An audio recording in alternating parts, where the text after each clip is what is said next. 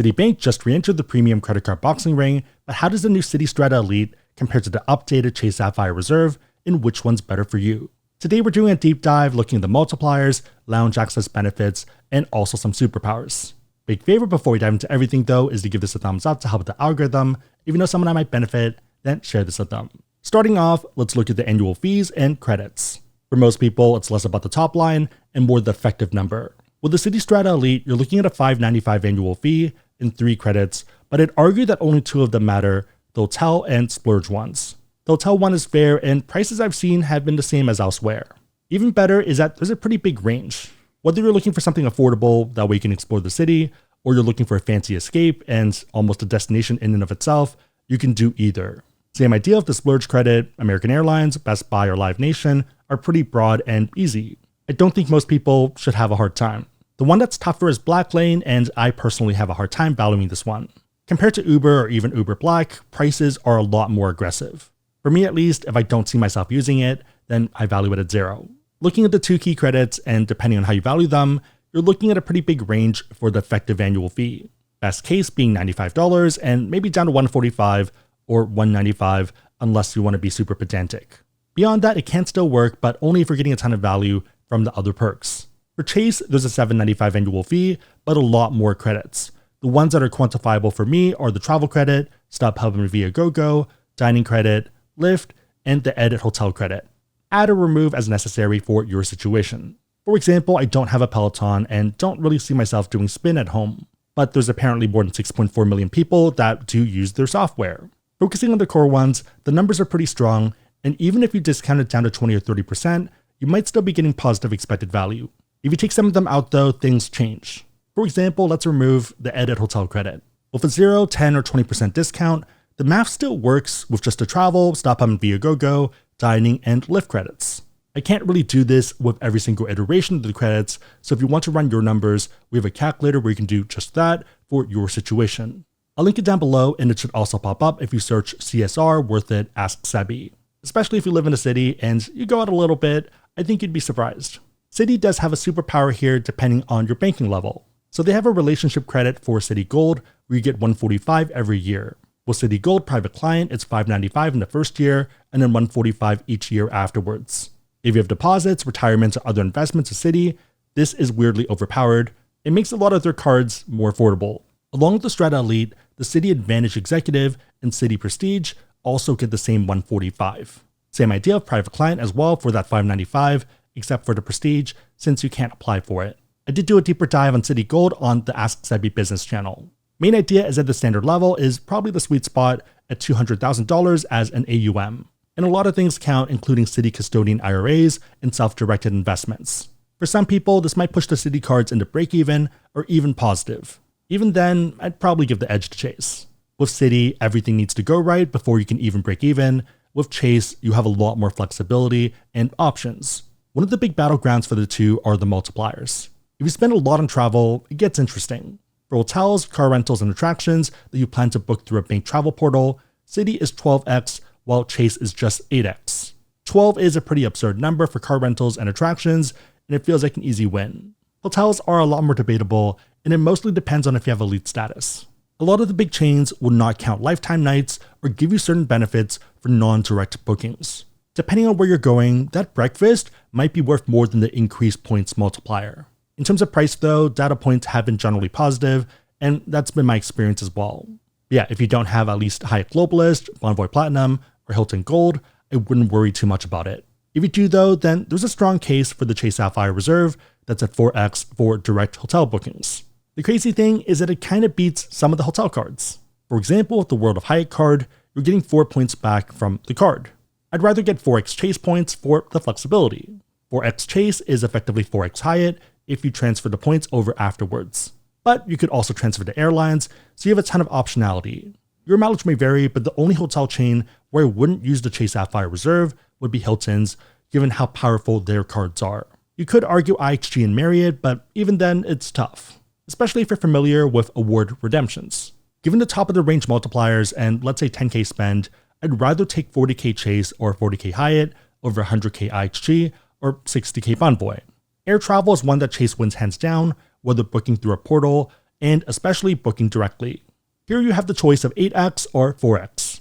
If it's something no frills, the portal's fine, and that's what I do. If there's a good chance that you're going to cancel or change it though, or it's during a crazy time like Thanksgiving or Christmas, then probably book directly. Dining's an interesting one, so both are on a fair playing field most of the time, but for Friday and Saturday, between 6 p.m. and 6 a.m. Eastern Time, Citi is twice as good. If you spend a lot eating out, then this can add up. A lot of upscale date night meals in cities like San Francisco and New York, which are prime markets, can easily be $75 to $100 per person. Yeah, if you eat out but you don't spend a ton, then it probably moves the needle less than you think.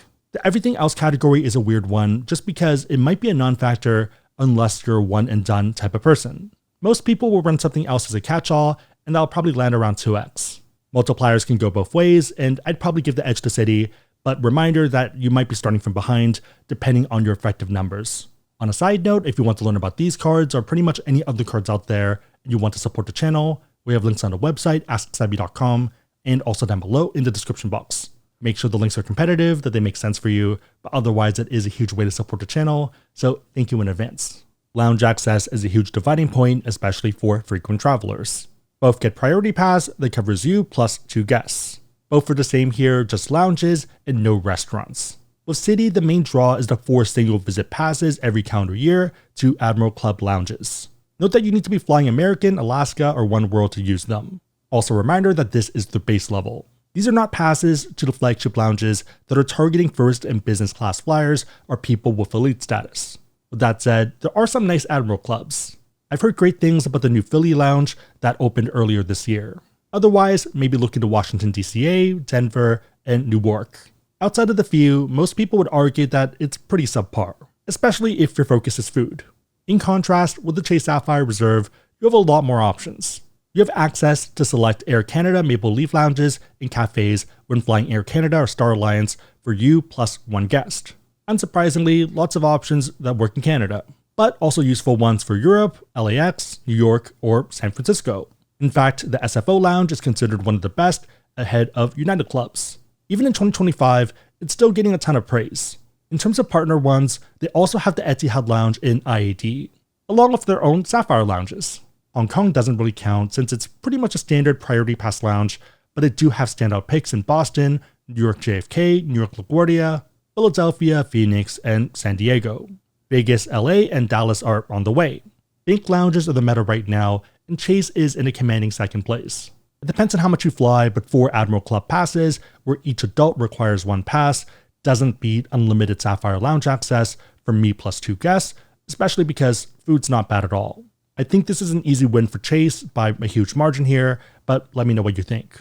Authorized users and their cost is interesting. So first off, if you and your player 2 would both get value from the cards individually, you should probably both get your own cards.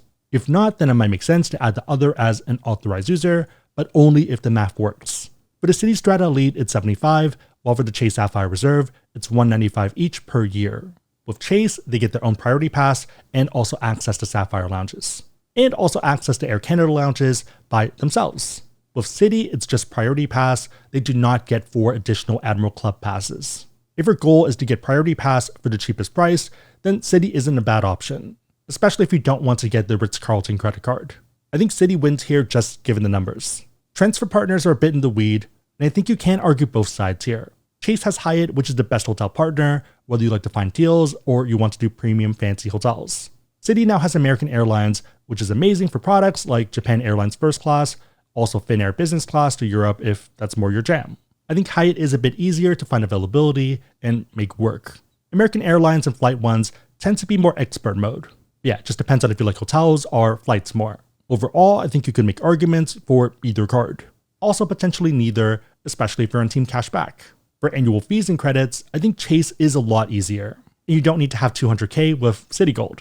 Multipliers are a toss-up, and if you like to min-max, then probably Citi. And to be fair, 12x is insanely good. Chase wins lounges hands down, and Citi wins authorized users. Transfer partners are a toss-up. But yeah, I'd play with the calculators and run the numbers for yourself and see where they fall. If something feels forced, then it probably doesn't make sense. Reminder that if you're eligible for the intro bonus, then you can always test it out for a year and then make another decision in year 2. Again, if you want to learn about cards, we have links on the website AskSebby.com and also down below in the description box. means a ton, so thank you in advance. And if you're curious, all legal affiliate disclosures can be found below in the description box. If you made it to this point, leave a gem emoji if you're on Team Chase, or a gold bar emoji if you're on Team Citi, and I'll try to heart it and also respond. I actually think the gold bar is a stick of butter, but let's pretend it's gold. 3 questions. Number 1, which card do you like better? Number 2, who do you think has a better transfer partner, Hyatt or American? And number 3, which system or setup do you prefer? Let me know and everyone else know in the comments down below. Big favorite, thumbs up, share this, but otherwise hope you liked it. See you next time.